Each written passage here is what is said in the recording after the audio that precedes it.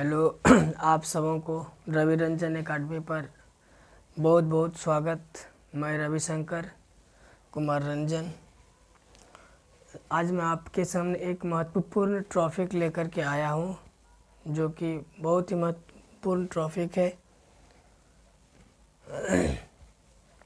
तकदीर क्या लिखूं, तकदीर क्या लिखूं मुकद्दर के सामने, कत्ल कर दिया उसका मेरे घर के सामने। सारी बस्तियां जलता तो अफसोस न होता, एक मेरा ही घर जला समंदर के सामने, एक मेरा ही घर जला समंदर के सामने। आज मैं ये डिस्कस करने वाला हूँ प्रकाश के बारे में, जो कि बहुत ही महत्वपूर्ण है। तो चलते हैं, देखेंगे प्रकाश के बारे में।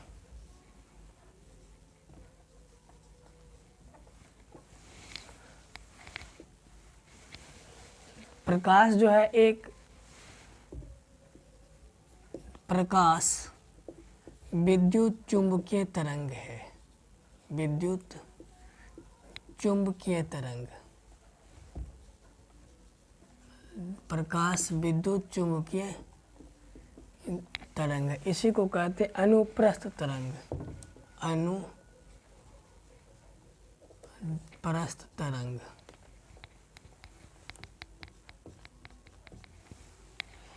इस प्रकाश का मूल कण जो है, मूल कण फोटोन है। ये कौन है? फोटोन। अगर पूछ दे प्रकाश का मूल कण क्या है, फोटोन है। तो फोटोन का खोज किया था एल्बर्ट आइंस्टाइन ने। एल्बर्ट आइंस्टीन, एल्बर्ट आइंस्टीन ने इसका खोज किया था। अगर एल्बर्ट आइंस्टीन के बारे में अगर कहा जाए तो प्रकाश विद्युत प्रभाव, प्रकाश विद्युत प्रभाव का खोज किया था। विद्युत प्रभाव का खोज किसी इन्होंने ही किया था, एल्बर्ट आइंस्टाइन ने। और सापेक्षता का सिद्धांत, सापेक्षता या आपेक्षिता,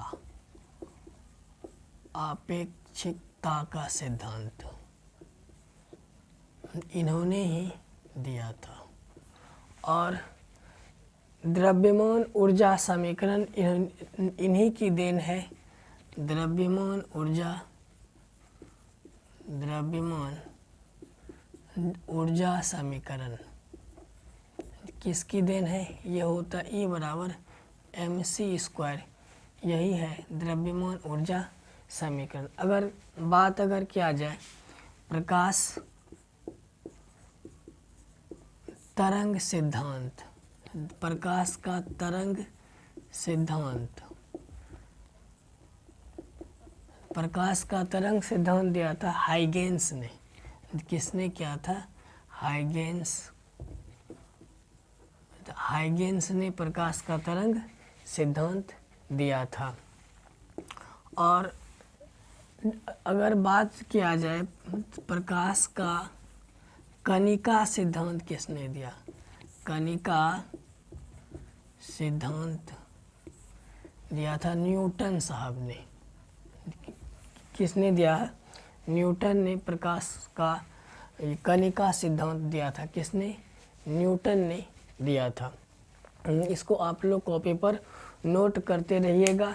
ये अति महत्वपूर्ण है बिहार के एग्जाम्स में, और भारत के सभी जो स्टेट्स के जो एग्जाम्स होते हैं सभी में ये महत्वपूर्ण है। बीपीएससी यूपीएससी सभी में ये पूछे जाते हैं।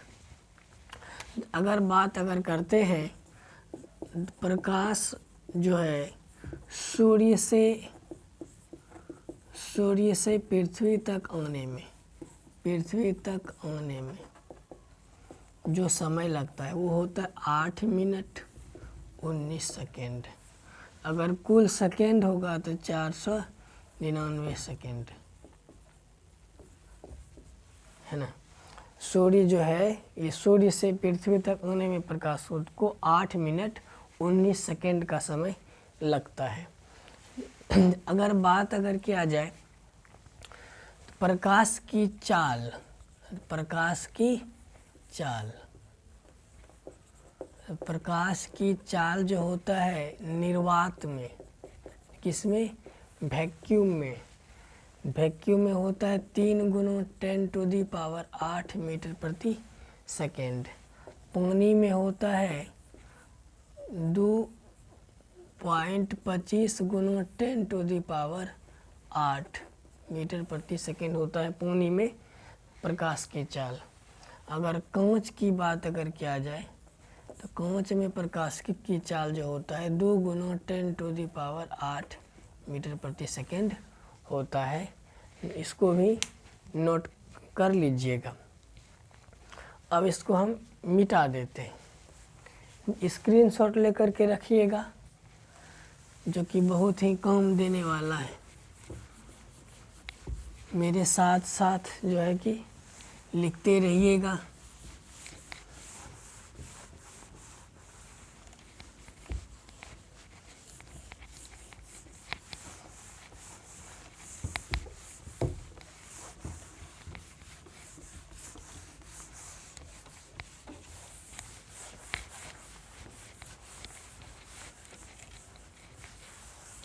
अब चलते हैं प्रकाश का प्रकीर्णन। प्रकाश का प्रकीर्णन, प्रकाश का प्रकीर्णन। प्रकाश का प्रकीर्णन क्या है, ये क्वेश्चन नहीं पूछा जाएगा। ये उदाहरण पूछा जाता है कि प्रकाश के प्रकीर्णन के कौन सा उदाहरण है। बादल का उजला दिखाई देना, बादल का सफ़ेद दिखना, सफ़ेद दिखना, ये हो जाएगा प्रकाश के प्रकीर्णन के उदाहरण। दूसरा हो जाएगा सूर्योदय के समय, सूर्योदय और सूर्यास्त के समय, सूर्यास्त के समय लाल प्रतीत होना, लाल प्रतीत होना, ये प्रकाश के प्रकीर्णन के उदाहरण है। तीसरा हो जाएगा आकाश का रंग नीला दिखाई देना, आकाश का रंग नीला दिखना, दिखना। चौथा हो जाएगा अंतरिक्ष यात्री को, अंतरिक्ष यात्री को, अंतरिक्ष यात्री को आकाश काला दिखना, काला दिखना, यह प्रकाश के प्रकीर्णन के उदाहरण है। पृथ्वी का नीला दिखना, पृथ्वी का नीला दिखना, पृथ्वी का नीला दिखना, नीला दिखना, ये हो जाएगा प्रकाश के प्रकीर्णन के उदाहरण। तो अब हम चलते हैं प्रकाश के अपवर्तन की तरफ।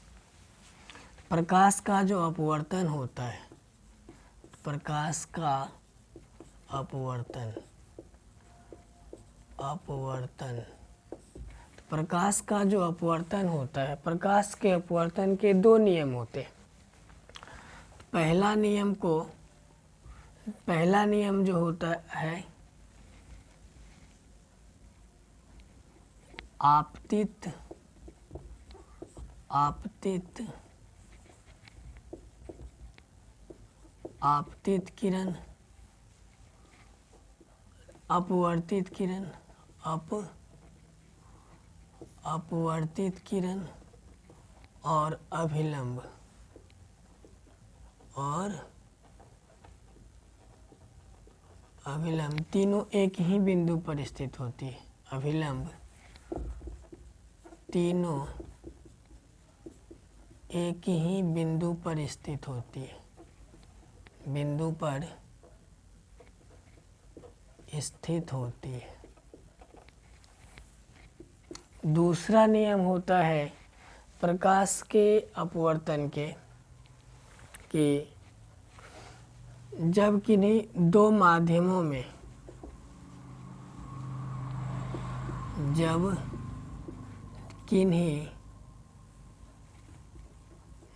किन्हीं दो माध्यमों में, दो माध्यमों में प्रकाश गमन करती है, प्रकाश गमन करती है, तो प्रकाश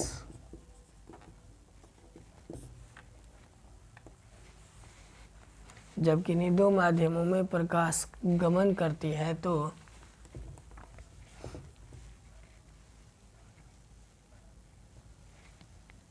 जब किन्हीं दो माध्यमों में प्रकाश गमन करती है तो प्रकाश अभिलंब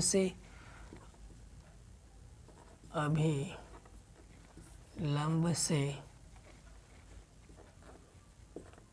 दूर हट जाती है या अभिलंब की ओर मुड़ जाती,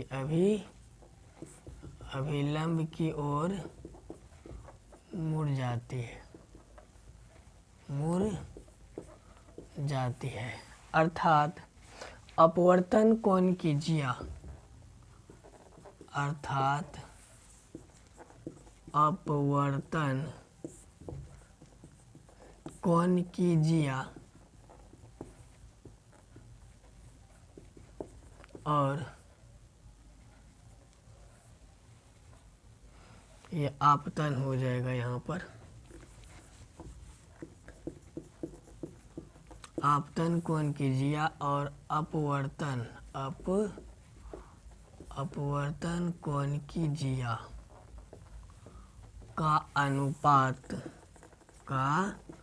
अनुपात एक नियतांक होता है, नियतांक होता है ना। और इसी अपवर्तन, ये प्रकाश के अपवर्तन के दूसरे नियम को बोलते हैं स्नेल का नियम। इसको क्या बोलते हैं? स्नेल का नियम कहते हैं। तो अब हम बात अगर करते हैं ये प्रकाश के अपवर्तन के उदाहरण, तो इसका जो उदाहरण हो जाएगा तारे का टिमटिमाना,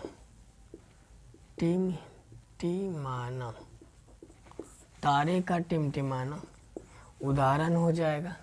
दूसरा उदाहरण हो जाएगा पानी में डूबी हुई छड़, पानी में डूबी हुई छड़ टेढ़ा दिखाई देना, टेढ़ा दिखना। तीसरा हो जाएगा गहराई में पड़ी हुई मछली, गहराई में पड़ी हुई मछली,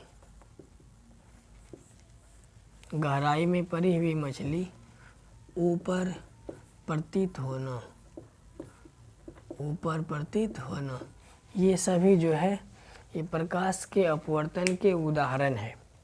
तो अब हम चलते हैं प्रकाश के अब इसको हम मिटा देते हैं, इसको लिख करके रखिएगा।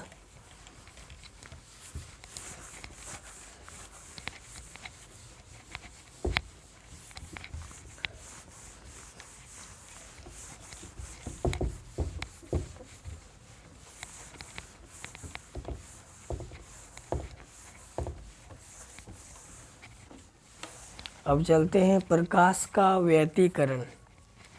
प्रकाश का व्यतिकरण,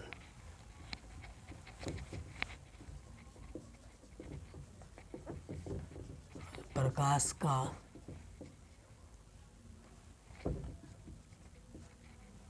व्यतिकरण।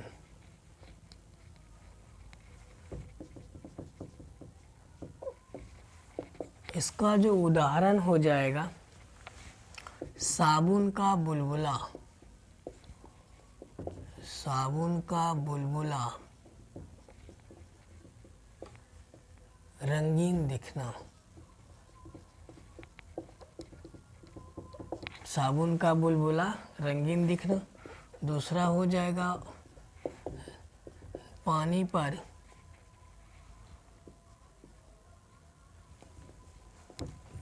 पर फैला हुआ तेल। फैला हुआ तेल, रंगीन दिखना। रंगीन दिखना, ये क्या हो जाएगा? प्रकाश के व्यतिकरण के उदाहरण हो जाएंगे। एक होता है प्रकाश का विवर्तन। प्रकाश का विवर्तन, इसका जो उदाहरण होता है, प्रकाश के विवर्तन के उदाहरण जो होता है, वैसे ये रात्रि के समय देखने को मिलता है। रात्रि के समय, रात्रि के समय चंद्रमा के चारों ओर, चंद्रमा के चारों ओर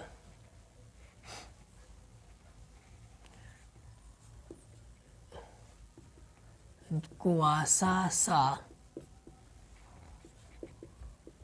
वलय बना हुआ प्रतीत होना। बना हुआ प्रतीत होना, जिसको कि कहते हैं दूरगामी। इसको क्या बोलते हैं? दूरगामी। अगर दूर में अलग आता है, इसका मतलब है कि वो वर्षा होता है दूर में, तो दूरगामी इसको बोलते हैं। बूढ़ा पुराना लोग बोलता है दूरगामी लगाया है, मतलब कि बहुत दूर में वर्षा होगा, इसी को बोलते हैं दूरगामी। दूरगामी इसको बोलते हैं। तो प्रकाश का विवर्तन के उदाहरण है ये। अब चलते हैं, एक होता है टिंडल प्रभाव। ये यूपीएससी 2019 में पूछा गया था। टिंडल प्रभाव। टिंडल प्रभाव के उदाहरण क्या होता है कि जैसे कि घर में है, घर में किसी छिद्र से सूर्य के प्रकाश जब आता है तो वो जो होता है टिंडल प्रभाव के उदाहरण है। बंद कमरे में, बंद कमरे में किसी छिद्र से, किसी छिद्र से आती हुई प्रकाश की किरणें, आती हुई प्रकाश की किरणें। ये जो है ये टिंडल प्रभाव के उदाहरण है। टिंडल प्रभाव का उदाहरण हो जाएगा घने जंगल में, घने जंगल में, घने जंगल में, घने जंगल में सूर्य का प्रकाश, सूर्य का प्रकाश किसी छिद्र से, किसी छिद्र से होकर गुजरना। तो ये क्या हो जाएगा? ये हो जाएगा टिंडल प्रभाव के उदाहरण। अब हम बात करते हैं कि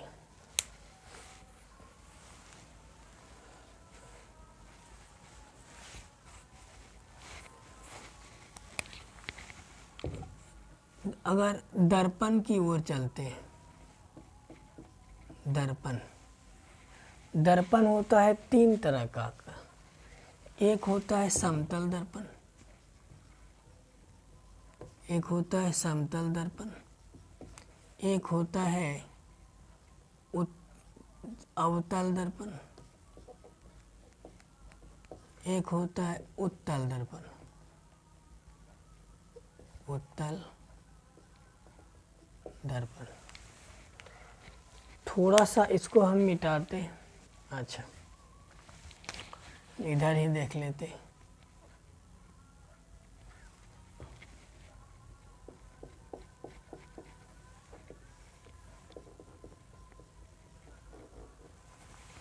समतल दर्पण की विशेषता यही है, समतल दर्पण का जो उपयोग होता है ये फेस देखने में होता है। समतल दर्पण का उपयोग क्या होता है, जो आईना जो होता है ना घर में, वो समतल दर्पण है।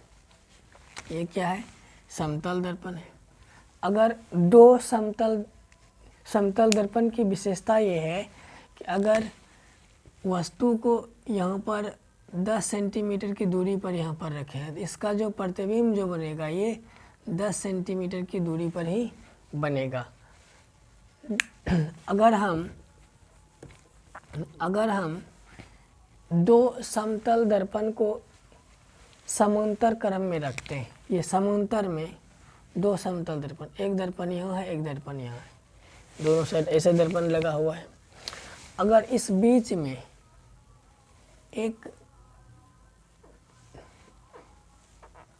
एक वस्तु को रखेंगे ना, एक वस्तु को रखेंगे तो इसका जो प्रतिबिंब जो होगा, इसके प्रतिबिंब की संख्या क्या हो जाएगा, इसके प्रतिबिंब की संख्या जो होगा, इसके प्रतिबिंब की संख्या, प्रतिबिंब की संख्या जो होगा इन्फिनिटी होगा। मतलब कि अनंत, बहुत से अनगिनत की संख्या अनगिनत होगी, अनगिनत होगी। मतलब अनगिनत प्रतिबिंब बनेगा। और इसका सूत्र होता है, इस दोनों के बीच का जो एंगल है, वो एंगल क्या हो जाएगा, 0 डिग्री।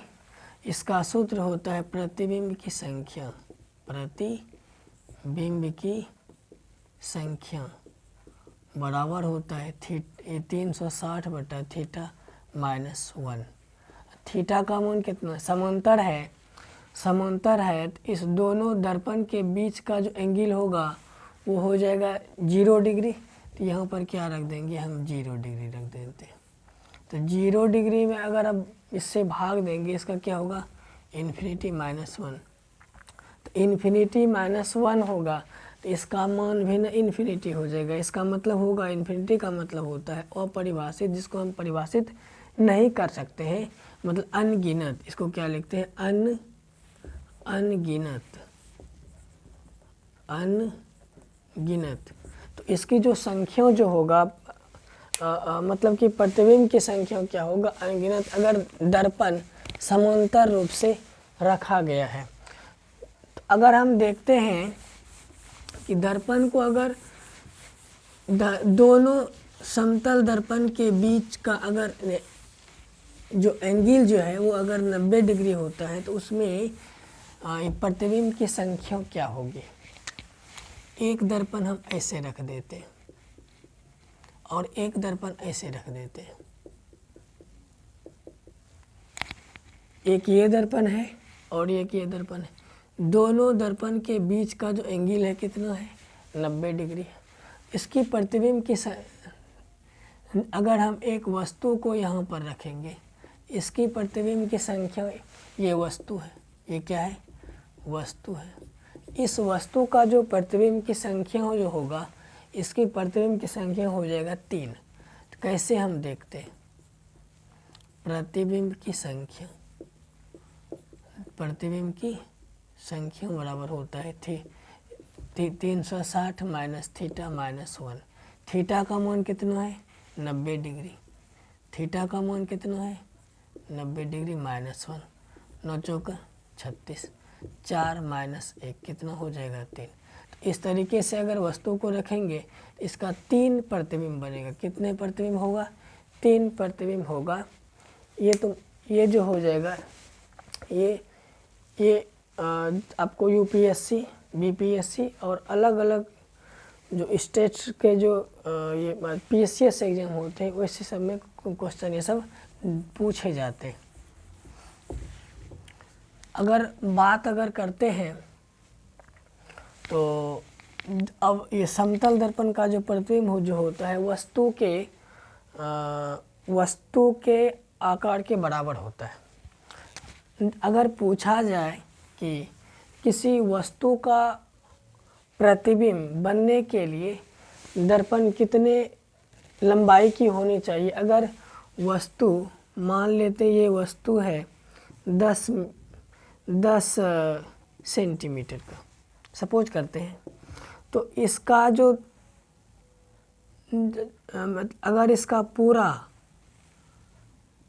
अगर इसका पूरा प्रतिबिंब प्राप्त करना है, इस दर्पण को कम से कम, इस दर्पण की लंबाई कम से कम आधी होनी चाहिए, 5 सेंटीमीटर होनी चाहिए।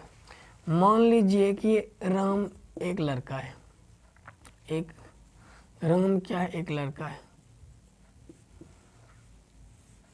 यही कोई लड़का है 5 फीट का है।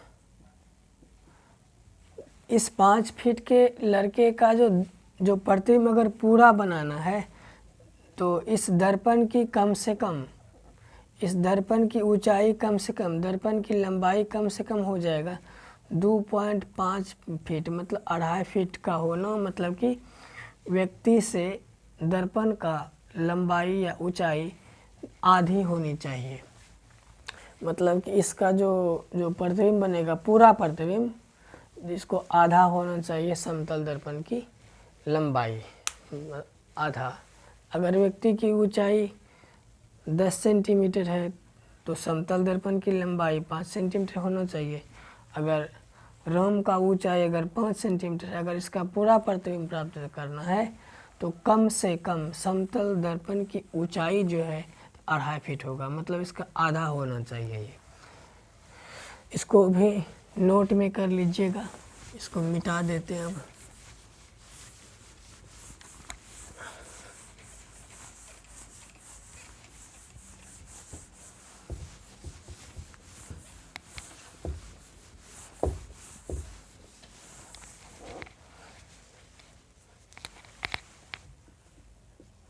अवतल दर्पण, इसको कहते हैं अपसारी दर्पण।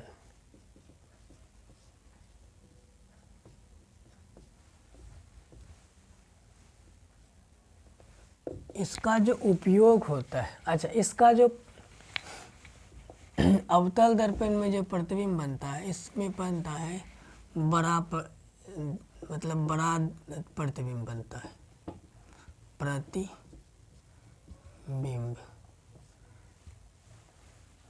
अवतल दर्पण में बड़ा प्रतिबिंब बनेगा और अवतल लेंस में भी बड़ा प्रतिबिंब बनता है किसी वस्तु का।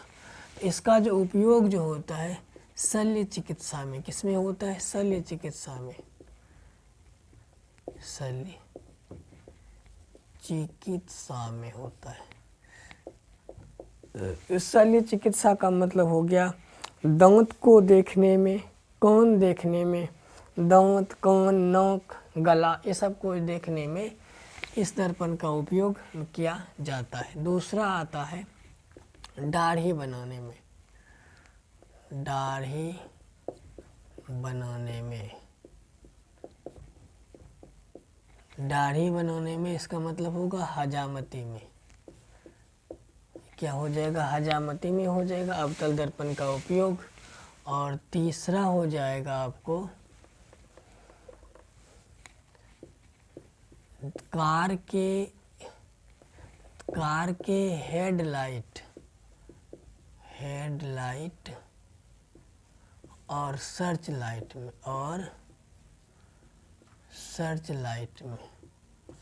कार के हेडलाइट और सर्च लाइट में इसका उपयोग होता है। और होता है सोलर कुकर में।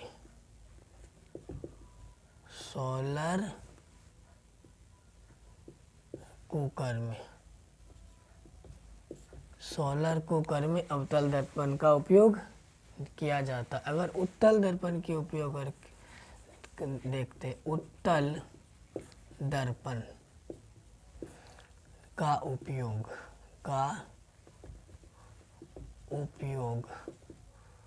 अगर उत्तल दर्पण का उपयोग की बात अगर करें, सड़कों पर लगे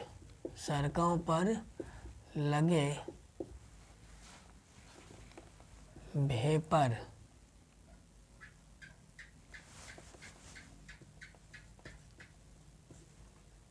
सड़कों पर लगे वेपर में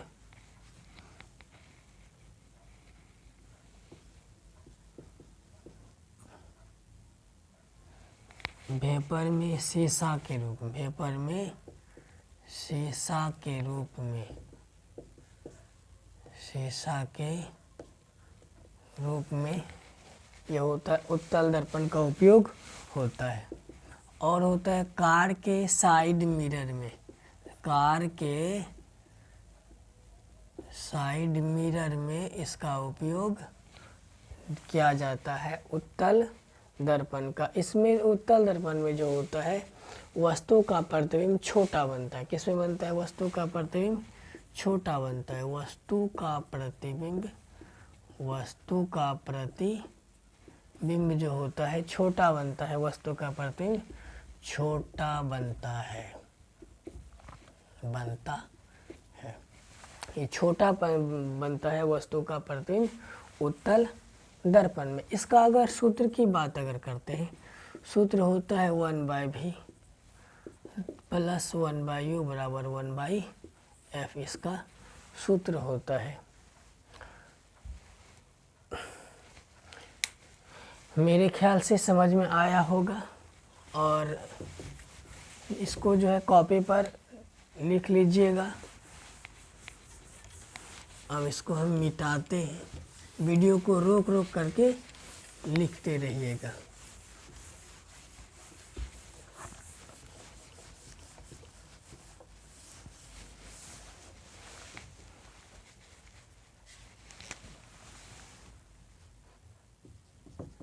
अवतल लेंस, अवतल लेंस, उत्तल लेंस।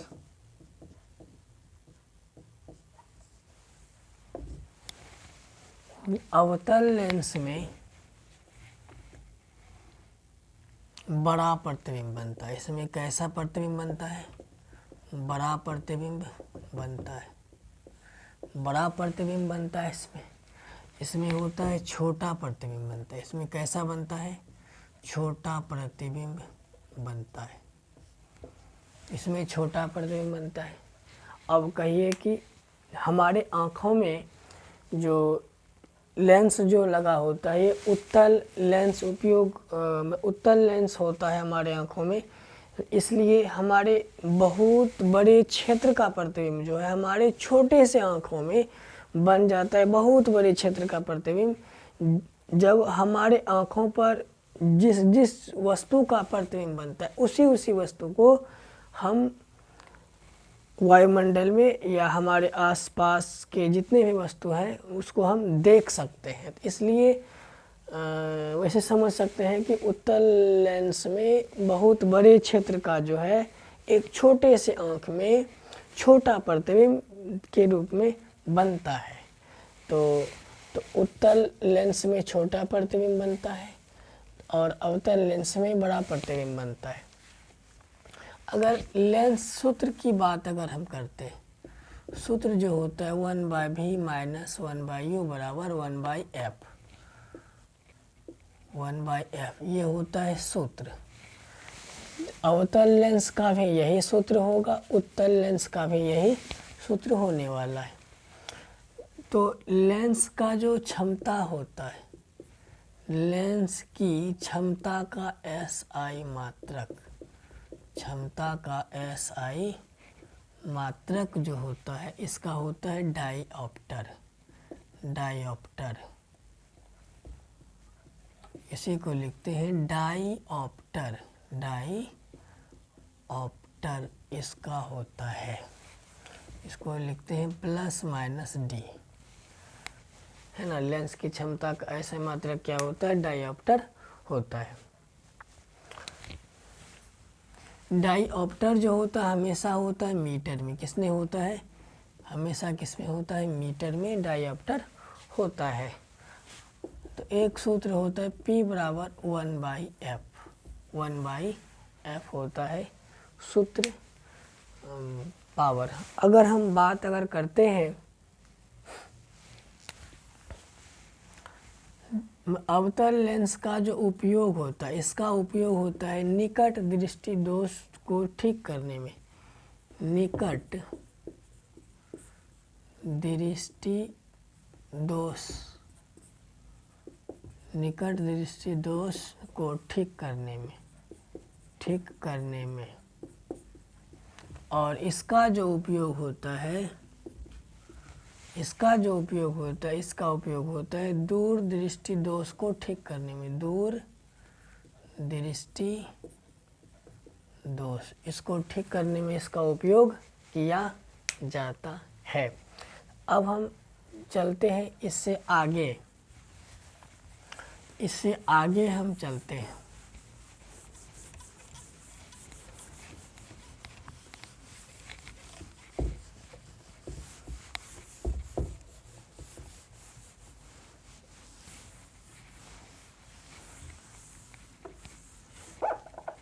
अगर हम चर्चा करें दूर दृष्टि और निकट की, दूर दृष्टि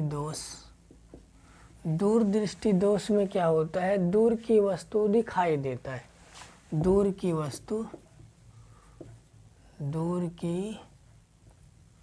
वस्तु दिखता है, नज़दीक की वस्तु नहीं दिखता है, नज़दीक की वस्तु नहीं दिखता है। दूर दृष्टि में होता है कि दूर का वस्तु दिखाई देगा, नज़दीक की वस्तु नहीं दिखाई देता है। निकट दृष्टि दोष में निकट की वस्तु दिखाई देता है, दूर की वस्तु नहीं दिखाई देता है। लिख देते हैं निकट दृष्टि दोष। इसमें क्या होता है, निकट की वस्तु दिखाई देता है, निकट की वस्तु दिखता है, निकट की वस्तु दिखता है, दूर की वस्तु नहीं दिखता है। ये ऐसा होता है, दूर में दूर की वस्तु दिखेगा, निकट में निकट की वस्तु दिखता है, दूर की वस्तु नहीं दिखता है, तो ऐसा होता है। अब हम बात को आगे बढ़ाते हैं।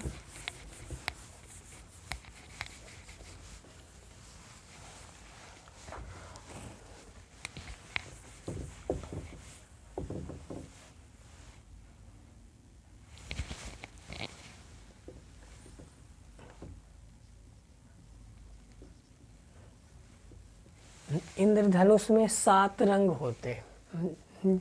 इंद्रधनुष में 7 रंग होते, बैनी आह पिनाला, बैनी आह पिनाला 1 2 3 4 5 6 7। सबसे बीच वाला जो रंग होता है हरा होता है। सबसे बीच वाला रंग कौन सा होता है, हरा होता है। ये क्वेश्चन पूछा जाता है कि इंद्रधनुष का सबसे बीच वाला रंग कौन सा होता है, तो हरा होता है। इसमें से नीला, हरा, लाल, ये 3 रंग जो होता है ये होता है प्राथमिक रंग। कैसा होता है ये होता है प्राथमिक रंग। ये होता है कैसा, प्राथमिक रंग है। और इन्हीं रंगों का उपयोग टीवी में इसका उपयोग किया जाता है। इसका उपयोग जो होता है, यूज कहाँ पर होता है, टीवी में। मतलब टीवी में इसका उपयोग होता है नीला, हरा, लाल। ये जो प्राथमिक रंग है इसका उपयोग होता है टीवी में नीले का, हरा का, लाल। इन्हीं 3 रंगों का उपयोग टीवी में किया जाता है।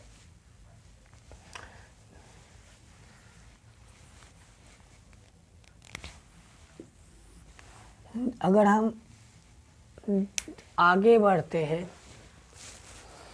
तो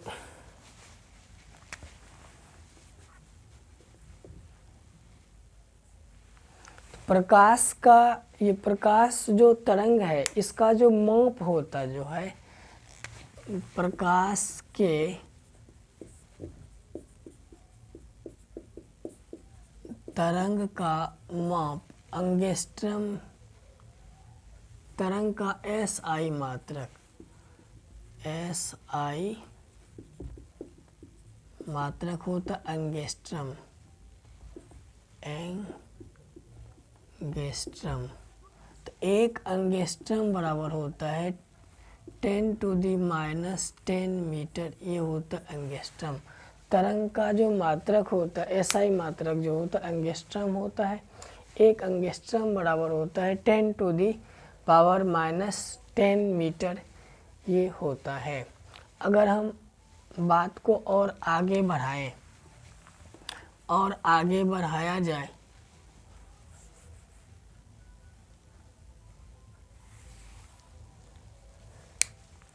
थोड़ा सा इसको मिटाते हैं।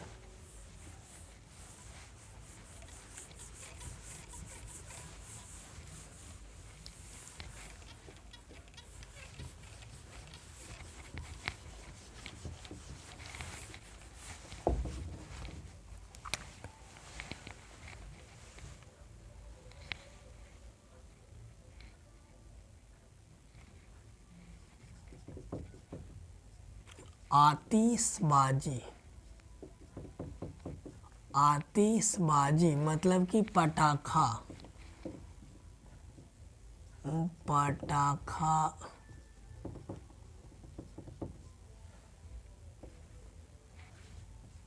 छोड़ने से निकला रंग। तो इस जो पटाखा जो छोड़ा जाता है, इससे जो लाल रंग, हरा रंग, पीला रंग, बैगनी रंग, ये सब जो रंग जो निकलता है, क्यों निकलता है, इसका क्या वजह है? पटाखा में जो होता है इसमें बारूद होता है और सब केमिकल्स मेटर्स होते हैं। इन्हीं के कारणों से जब पटाखा फूटता है तो चमकदार लाल, हरा, पीला ये सब रंग हमको देखने को मिलते हैं। तो आइए हम इस पर चर्चा करते हैं। देखिए, पटाखा में होता है बारूद। अब ये बारूद क्या है? ये बारूद है क्या चीज़? बारूद जो है पोटेशियम नाइट्रेट। ये यूपीएससी 2019 में क्वेश्चन पूछा गया था, इससे भी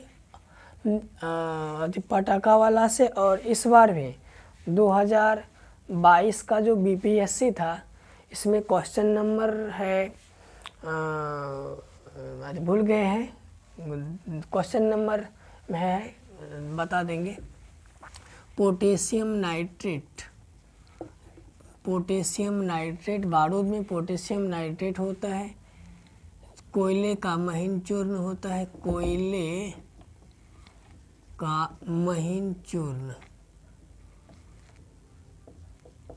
प्लस होता है सल्फर। ये तीन चीज मिला करके बारूद बनता है। क्या बनता है? बारूद, KNO3। इसी को बोलते हैं सोरा। KNO3 मतलब पोटेशियम नाइट्रेट को क्या बोलते हैं? सोरा। इसमें कोयले का महीन चूर्ण और सल्फर तीनों को मिला देंगे तो बारूद बन जाता है। जैसे ही बारूद में और कुछ ऐसे केमिकल्स मिला दिए जाते हैं जिससे कि उनका रंग जो है बदल जाता है। तो रंग जब बदलता है, जब पटाखा बनाया जाता है उससे, तो जब छोड़ा जाता है उसी के अनुसार से जैसा कलर है उस तरीके से उसका रंग चमकीला दिखाई पड़ता है छूटने के बाद। तो आइए हम देखते हैं कि किस तरीके से रंग निकलता है, किसके कारण से। तो इसके लिए याद करने की आवश्यकता नहीं है, मतलब ट्रिक है। पीसो, ये शीला ने पीसो को हरा बेर खिलाया, हरा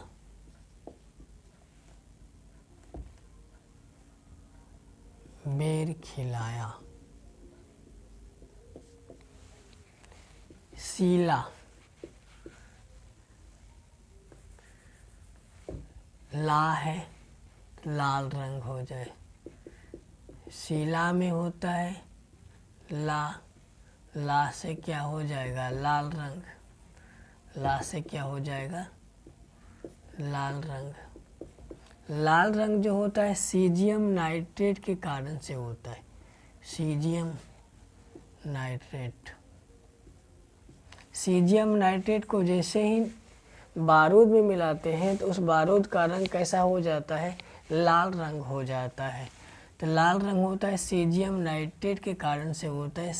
इसका सूत्र हो जाएगा CsNO3, सीजियम नाइट्रेट का सूत्र होता है। और यहाँ जो BPSC जो हुआ था 2022 30 सितंबर को, इसमें सीजियम नाइट्रेट का ऑप्शन नहीं था, स्ट्रांसियम ऑप्शन था। वो बिहार की सरकार जो है इस स्ट्रांसियम को सही ठहराया गया था। स्ट्रांसियम ऑप्शन था, स्ट्रांसियम ऑप्शन था। यही क्या होगा, करेक्ट आंसर हो जाएगा। अब है पीसो। अब क्या है, पीसो है। पी से हो जाएगा पीला रंग। कैसा रंग हो जाएगा, पीला रंग। सो से हो जाएगा सोडियम नाइट्रेट, सोडियम नाइट्रेट मतलब NaNO3, इसका सूत्र होता है सोडियम नाइट्रेट। जैसे ही सोडियम नाइट्रेट को बारूद के साथ मिला देंगे, इसका रंग हो जाता है पीला। जब छूटता है तो पीला रंग दिखाई देता है आतिशबाजी से। एक होता है हरा बेर, हरा से हो जाएगा हरा रंग, और बेर से हो जाएगा बेरियम नाइट्रेट,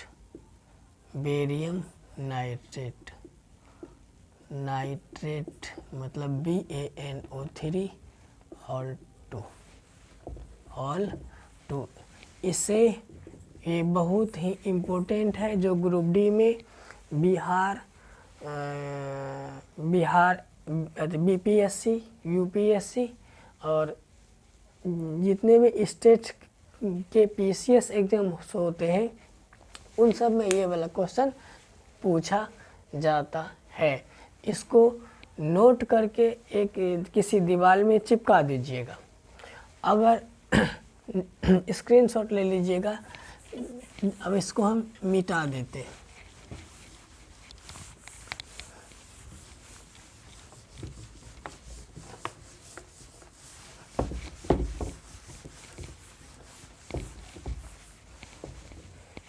अब चलते हैं किरण की खोज। अब कहाँ चलते हैं, किरण की खोज है ना। विभिन्न प्रकार के किरणों की खोज कैसे होता है,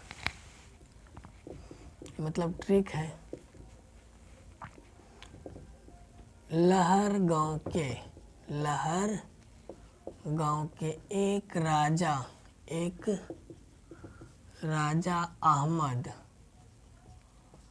अहमद को परिदर्शन हुए। क्या हो गया भाई, क्या हो गया भैया, लहर गांव के एक राजा को क्या हो गया, परिदर्शन हो गया। क्या हो गया, परिदर्शन हो गया। लौ से हो जाएगा लघु किरण, लौ से क्या हो जाएगा, लघु।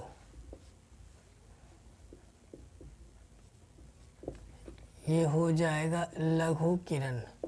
तो लघु किरण का खोज जो किया था हर्टज ने, किसने किया, हर्टज ने इसका खोज किया था। इसका जो उपयोग जो होता है, इसका उपयोग होता है रेडियो में, रेडियो और टीवी में। इसका जो उपयोग होता है रेडियो और टीवी में इसका उपयोग किया जाता है। एक होता है गांव, गांव से हो जाएगा गामा किरण, गांव से क्या हो जाएगा, गामा किरण। और गामा किरण का खोज क्या था, बैकुरल ने। किसने किया था, बैकुरल ने किया था खोज। तो गामा किरणों का जो उपयोग जो होता है, इसका होता है कैंसर के उपचार में। किसमें होता है, कैंसर के उपचार में, कैंसर के उपचार, कैंसर के उपचार में इसका उपयोग किया जाता है। के से कुछ नहीं होता, एक राजा से होता। एक का मतलब हो जाएगा एक्स किरण, एक्स किरण। तो एक्स किरण का खोज राजा से हो जाएगा रंजन, इसका क्या हो जाएगा, रॉन्जन ने क्या था, एक्स किरण का खोज। एक्स किरण का जो उपयोग होता है एक्सरे मशीन में, एक्सरे मशीन में उपयोग होता है, मतलब एक्सरा करने वाला जो मशीन होता है उसका उपयोग किया जाता है। क्योंकि इसका भेदन क्षमता ज़्यादा होता है, सबसे ज़्यादा होता है गामा किरणें की खोज गांठ को गलाने में। और गामा किरणें का जो उपयोग होता है ये भी होता है क्या बोलते हैं,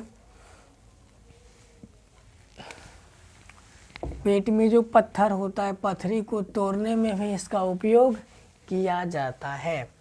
अब देखिए अ से हो जाएगा अवरक्त किरण, अ से क्या हो जाएगा, अवरक्त किरण। इसका जो उपयोग जो किया था हर्शेल ने किया था, इसका खोज किया था हर्शेल ने। इसका जो उपयोग जो होता है टीवी के रिमोट में होता है, टीवी के रिमोट में होता है और रडार में। किस में होता है, टीवी के रिमोट में और रडार में इसका उपयोग किया जाता है।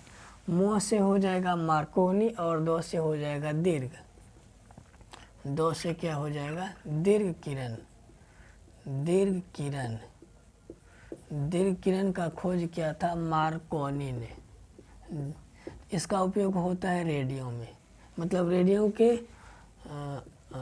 हाँ रेडियो में ही इसका उपयोग किया जाता है। परी, परी प से हो जाएगा पारावैंगनी किरण, प से क्या हो जाएगा पारावैंगनी किरण। पारावैंगनी किरण का उपयोग नहीं होता, ये तो छोटा अपने खतरनाक है, इसका उपयोग नहीं होता, ये बहुत खतरनाक है किरण। तो इसका उपयोग खोज जो किया था रीचर ने, किसने किया था, रीचर ने किया था। इसका ये जो होता है इससे त्वचा का कैंसर होता है, सफ़ेद दाग, इससे त्वचा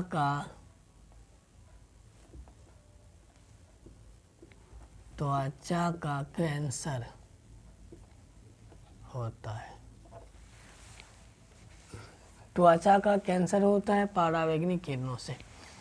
परिदर्शन, दर्शन, दर्शन से हो जाएगा दृश्य, दृश्य से हो जाएगा दृश्य किरण।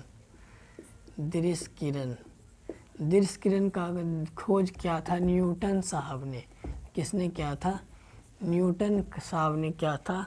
और इसका जो उपयोग होता है किसी वस्तु को हमको देखने में, जैसे हम देख रहे हैं बुक है, घड़ी है, बल्ब है, जो भी चीज़ है हम किसकी सहायता से देखते हैं, दृश्य किरणों की सहायता से इसका उपयोग होता है देखने में, किसी वस्तु को देखने में, है ना, किसी वस्तु को देखने में इसका उपयोग किया जाता है। एक होता है, आप लोग देखे होइएगा कि जो फोटोकॉपी करने वाला जो मशीन होता है उसमें हरे रंग का बल्ब जलता है, जो जिससे कि फोटो कॉपी निकालता है। प्रिंटिंग मशीन में उसका उपयोग जो होता है वो किस किरण का उपयोग होता है, उसमें होता है लेजर किरण का उपयोग। इसमें किसमें होता है, लेजर किरण का उपयोग। लेजर किरण का उपयोग खोज जो है मेमन ने किया था, किसने किया था, मेमन ने किया था। प्रिंटिंग मशीन में इसका उपयोग होता है, प्रिंटिंग मशीन में, हाँ इसका उपयोग कहाँ पर होता है, प्रिंटिंग मशीन में। इसमें एक तो क्वेश्चन जो है किसी भी एग्जाम्स में, मतलब दरोगा में क्वेश्चन पूछा गया था, गामा किरणें का खोज किसने किया था, बेकुरेल ने किया था। किसने किया था, बेकुरेल ने इसका उपयोग खोज किया था। अब इसको हम मिटा देते हैं, कॉपी पर लिख लीजिएगा या इसका स्क्रीनशॉट ले लीजिएगा, बहुत अच्छा रहेगा।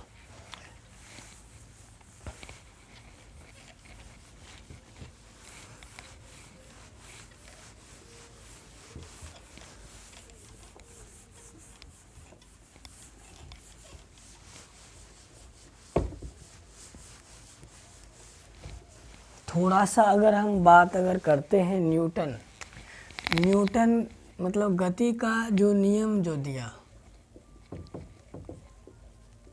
गति का नियम किसने दिया? तो गति का जो नियम दिया किसने दिया? न्यूटन साहब ने। किसने दिया था? न्यूटन ने गति का नियम दिया। और गति को परिभाषित भी किसने किया? न्यूटन ने। अच्छा,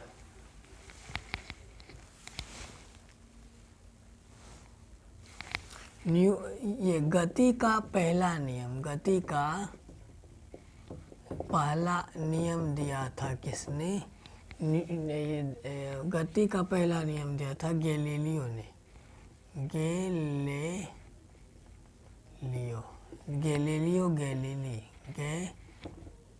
गैलीली ने। इसी को कहते हैं जड़त्व का नियम, है। किसको बोलते हैं? जड़त्व का नियम कहते हैं, है ना, गति के पहले नियम को। तो अब हम इसको भी डिलीट मार देते हैं।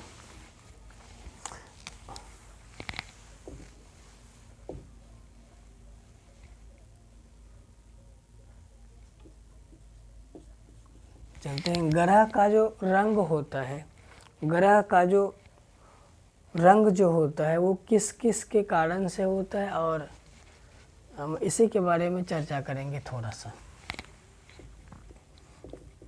ये जो पृथ्वी जो हमारा है, इसको कहते हैं नीला ग्रह। इसको क्या बोलते हैं? नीला ग्रह होता है। क्योंकि इस पर 3 भाग पानी होता है, 3 भाग पानी है, और 1 भाग क्या है? 1 भाग जो है हमारा ये स्थल मंडल है, मतलब स्थल भाग, मतलब सूखा भाग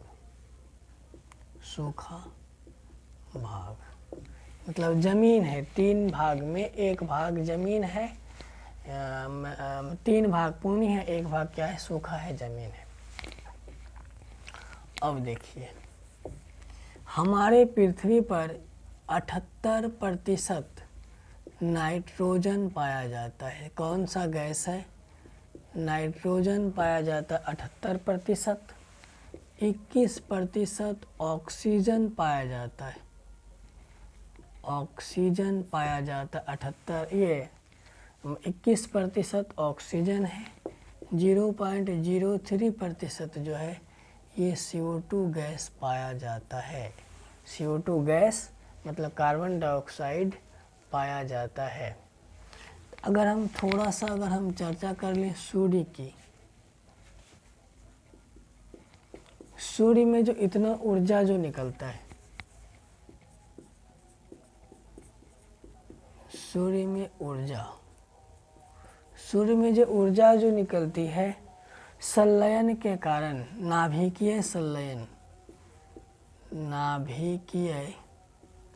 संलयन के कारण होता है। नाभिकीय संलयन होता है मतलब कि 1-2 हाइड्रोजन परमाणु मिलित करके एक हीलियम परमाणु का निर्माण करता है। तो इस तरीके से नाभिकीय संलयन होता है, जिससे कि सूर्य ऊर्जा का मतलब सूर्य में जो है बहुत बड़ी मात्रा में ऊर्जा उत्पन्न होता है। तो पृथ्वी जो है कैसा ग्रह है? नीला ग्रह है। इसमें 3 भाग पानी है, 1 भाग सूखा है, 78% नाइट्रोजन है, 21 है ऑक्सीजन, और 0.03% CO2 पाया जाता है। ये बिहार दरोगा में क्वेश्चन 2019 में पूछा गया था। अब बात अगर करते हैं शुक्र ग्रह, शुक्र ग्रह जो होता है सबसे चमकीला है, चमकीला ग्रह। सबसे चमकीला कौन सा ग्रह है? शुक्र ग्रह चमकीला है, क्योंकि यह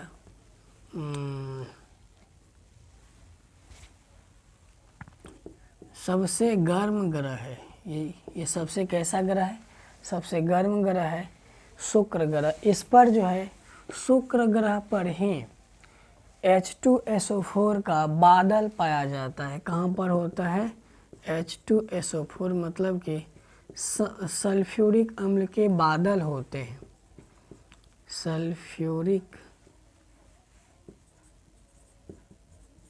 सल्फ्यूरिक अम्ल के बादल, सल्फ्यूरिक अम्ल के बादल होते हैं। कहाँ पर होता है? शुक्र ग्रह पर सल्फ्यूरिक अम्ल के बादल होते। इसका रंग जो होता है मतलब बहुत ही चमकीला है ना। इस चमकता इसलिए है क्योंकि ये गर्म है, तो कोई भी गर्म चीज़ ही ज़्यादा चमकीला दिखाई देता है। तो अगर करते हैं पृथ्वी का, इसको वहन कहते हैं, है ना। पृथ्वी का वहन या जुड़वा, इसी को बोलते हैं भोर का तारा।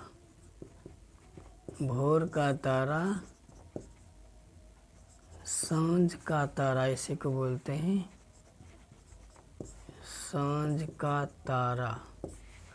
पृथ्वी का वाहन, पृथ्वी का जुड़वा, भोर का तारा, सांझ का तारा बोलते हैं शुक्र ग्रह को। शुक्र ग्रह पर सल्फ्यूरिक अम्ल का बादल पाया जाता है। ये यूपीएससी 2019 में क्वेश्चन ये पूछा गया था। 2019 में क्वेश्चन पूछा गया था, किस ग्रह पर H2SO4 का बादल बना होता है। यहाँ पर जो होता है इसमें 97% CO2 पाया जाता है शुक्र ग्रह पर। अगर हम बात करते हैं, दूसरी ओर चलते हैं मंगल ग्रह पर चलते हैं। तो मंगल ग्रह जो होता है लाल ग्रह है। इसको क्या बोलते हैं? लाल ग्रह। लाल ग्रह क्यों होता है? इसका रंग लाल होता क्यों है? क्योंकि जो मंगल ग्रह है इसके मिट्टी में आयरन ऑक्साइड की मात्रा ज़्यादा होती है।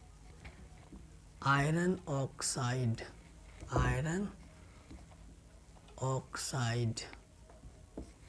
मतलब Fe2O3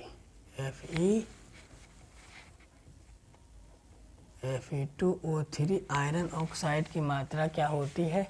ज़्यादा होती है। इसी की वजह से इसका रंग लाल होता है। तो अगर मंगल ग्रह पर एक निक्स ओलंपिया नामक पर्वत है, निक्स ओलंपिया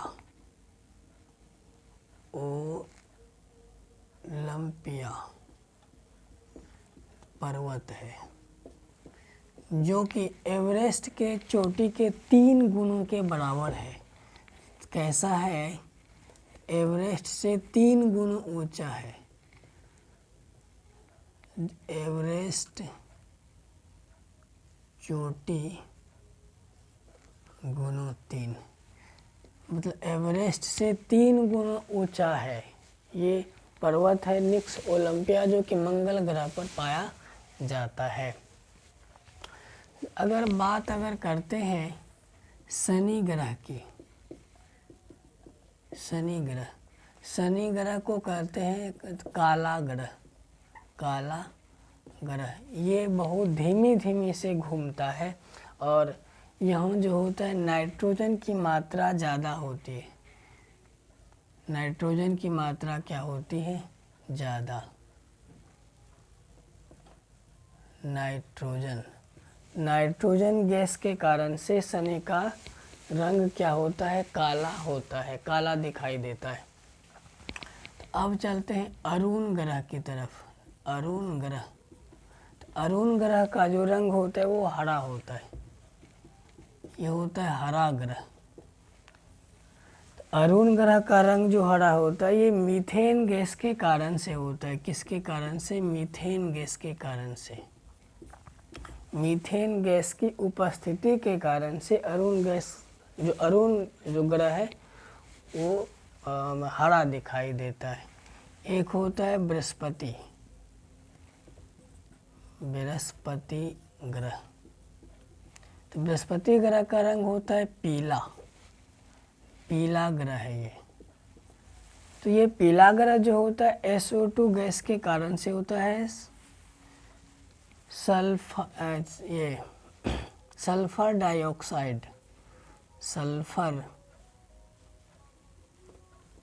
सल्फर डाइऑक्साइड के कारण से ऐसा होता है। सल्फर डाइऑक्साइड SO2 के कारण से बृहस्पति ग्रह का रंग कैसा होता है? पीला होता है। तो अब थोड़ा सा बात अगर करते हैं बुध ग्रह, ये मंगल ग्रह और इसके मंगल ग्रह और बृहस्पति ग्रह, इस दोनों ग्रह के बीच में एक होता एस्टेरॉयड होता है, इसको बोलते हैं क्षुद्र ग्रह। मतलब क्षुद्र ग्रह जो होता है बृहस्पति और मंगल ग्रह के बीच में पाया जाता है। ये 2019 बिहार दरोगा में क्वेश्चन पूछा गया था कि क्षुद्र ग्रह किन दो ग्रहों के बीच पाया जाता है? एक होता है मंगल और बृहस्पति के बीच में क्षुद्र ग्रह पाया जाता है। तो अब हम इसी जगह से क्लास को समाप्त करते हैं। जय हिंद, जय भारत। अगर आपको ऐसा अच्छा लगा होगा तो कमेंट कीजिएगा। जय हिंद, जय भारत।